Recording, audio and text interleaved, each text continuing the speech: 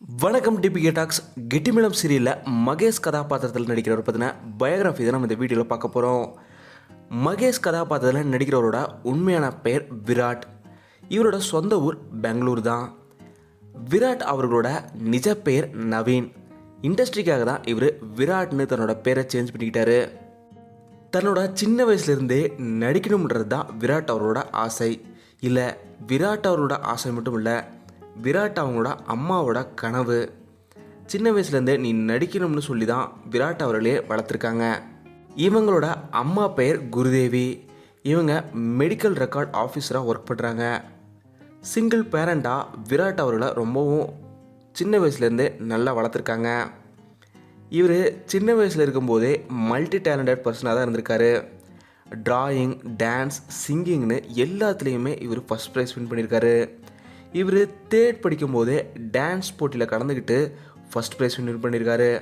இதே போல் 6th படிக்கும்போது singing காம்படிஷனில் வின் பண்ணி ஃபஸ்ட் ப்ரைஸ் வின் பண்ணியிருக்காரு.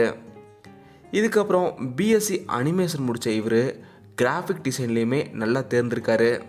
இருந்தாலும் இவர் சினிமாவில் நடிக்கணும்னு சில ஷார்ட் ஃபிலிமில் நடிச்சிட்டு இருந்தார்.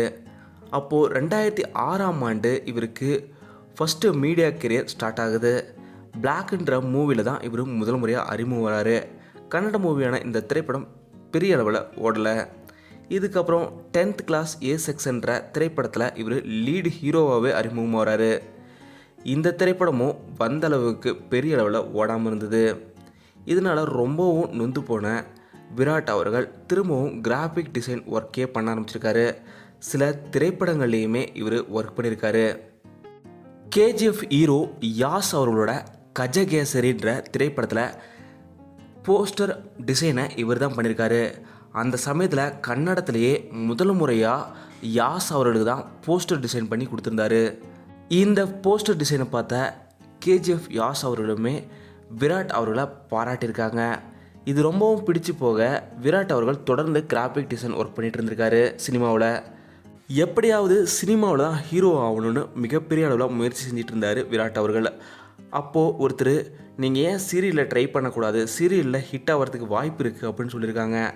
அப்படி தான் இவர் முதல் முறையாக சுப விவாகா அப்படின்ற கன்னட சீரியலில் ஹீரோவாக அறிமுகம் வராரு.